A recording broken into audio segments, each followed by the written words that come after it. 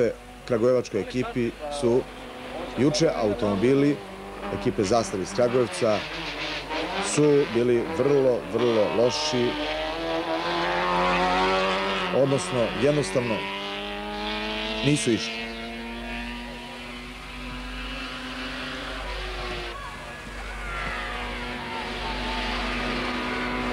I evo sada već gledamo detalje iz klase 2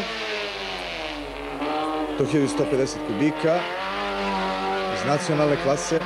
To je sa brojem 102 Miloš Marić, koji je prvi put startovao na brdskoj trci, koji vozi za Optimu Modriću. Startni broj 4, juče izuzetno dobar, Branko Ogrizović, član Jugo Auta, vozi za tim Pirana, izuzetno dobar u obe trke, jednostavno nije dozvolio bilo ko da mu priđe. Startni broj 17, Damir Osmanagić iz Nikšića, klub Milo Cicović. Damir je dobro vozio, nešto brže u prvoj vožnji, ali dovoljno za treće mesto.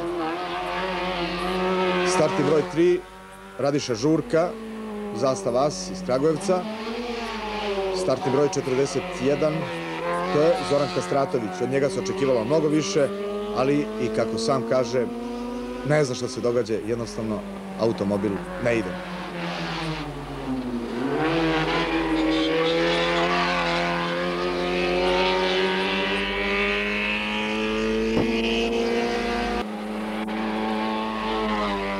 I sada da pogledamo detalje iz druge vožnje ostalih klasa, klase 2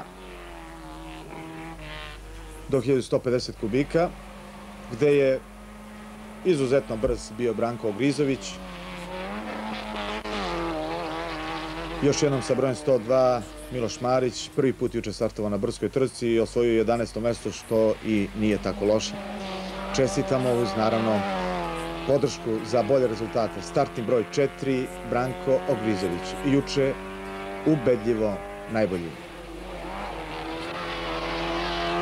Startni broj 11, Dragan Nikolić iz Zastave Auto iz Kragujevca. A drugo mesto u ovoj klasi uzeo je Žarko Terzić iz Optime Modriče. Treći sa brojem 17, Damir Osmanagić.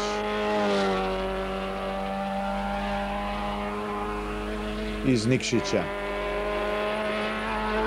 Bila je to dobra trka, najbrojnija trka u ovogodišnjem šampionatu uopšte. Uvek je tu 30-ak takmičara, žestokih momaka, rekao bih, i uvek se priključi poneko nov da pokaže zaista u ovoj klasi